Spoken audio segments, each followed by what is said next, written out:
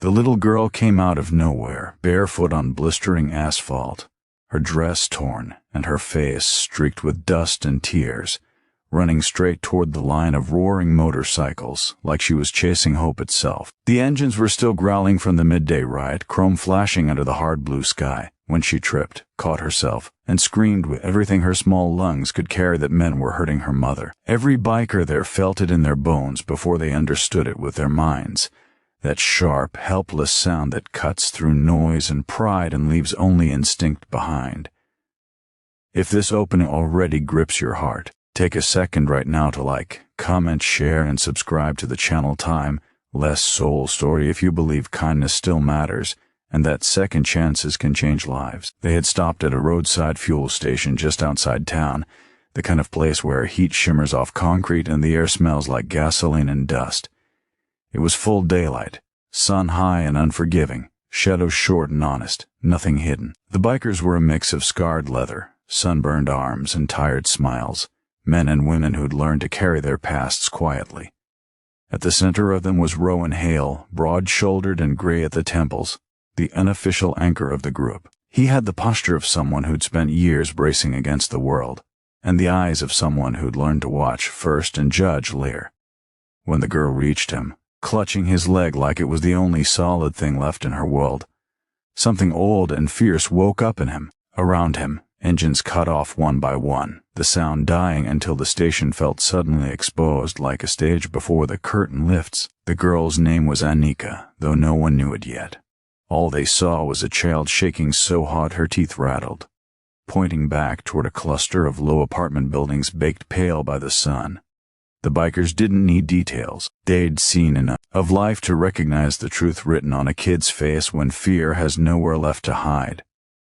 Rowan felt the familiar weight of responsibility settle on his shoulders, the same weight he'd carried when he was younger and angrier, and still trying to outrun his own mistakes. He knelt down, careful not to tower over her, and without a single word spoken aloud, the group moved as one. Helmets went on, gloves tightened, and the bikes rolled forward with purpose, not speed, the way predators move when they know the hunt is already over.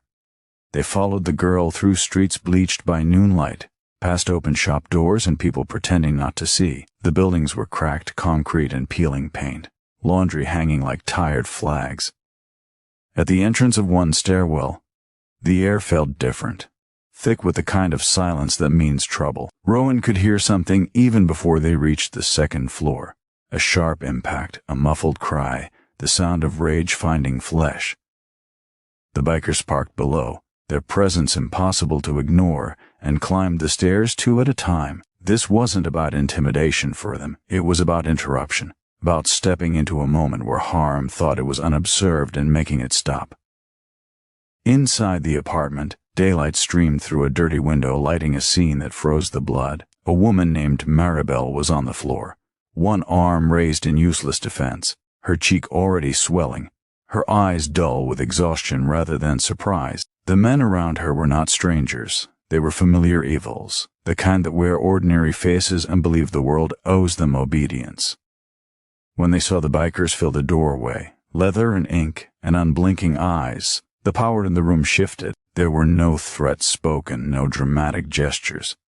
The bikers simply stood there, a wall of witnesses in full daylight, and the men felt what cowards always feel when the dark is taken away from them.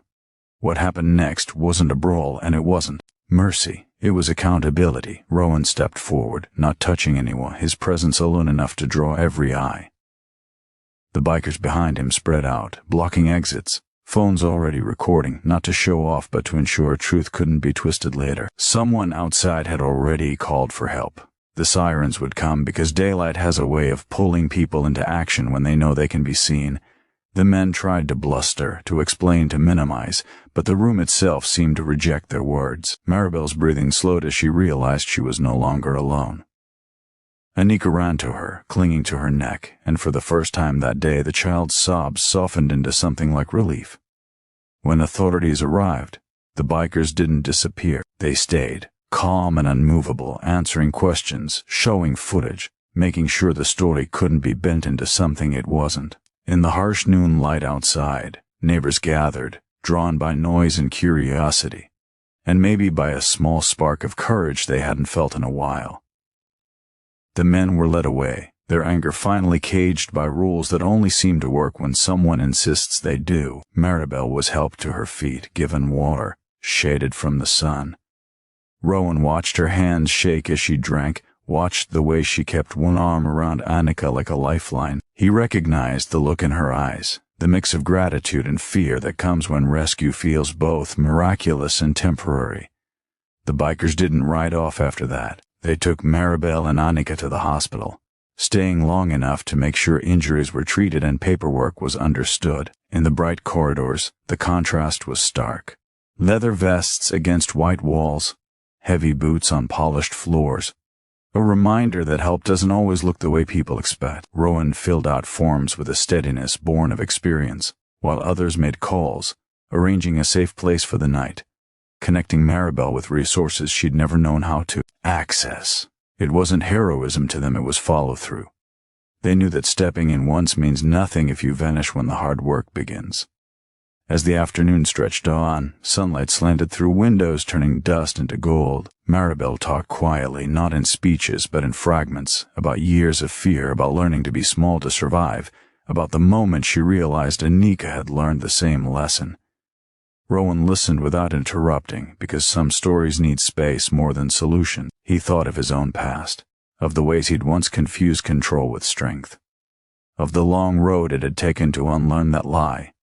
He didn't offer promises he couldn't keep. He offered presence and time and the simple truth that what happened to her was wrong, full stop. By the time the sun began its slow descent, arrangements were in place. A local shelter with open beds, a counselor scheduled, a legal advocate ready to help. The bikers escorted them there, daylight still strong enough to make everything feel possible. Annika rode behind Rowan on his bike, helmet oversized but secure, her small hands gripping his jacket. She leaned into the vibration like it was a heartbeat she could trust. For Rowan, the ride was a quiet vow, one he made without words, to be the kind of man he'd needed when he was small and scared.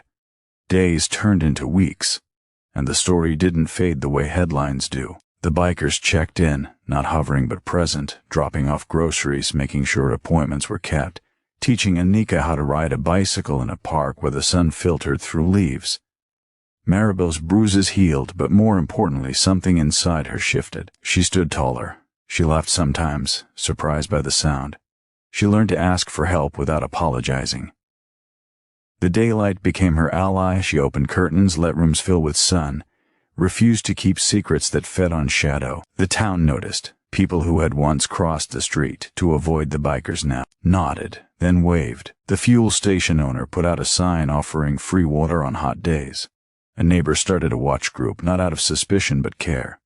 None of it was perfect, and none of it erased the past, but it bent the future a few degrees toward better. Rowan watched these changes with a quiet satisfaction, knowing that courage is contagious when someone dares to show it first. One afternoon, months later, under a sky so clear it felt newly washed, Maribel stood at the edge of a community fair, Annika's hand in hers. The bikers were there too, volunteering, laughing, their machines parked like patient horses. Annika ran ahead, fearless now, her laughter ringing out. Rowan felt a tightness in his chest he didn't fight. He understood that not all battles are loud, and not all victories come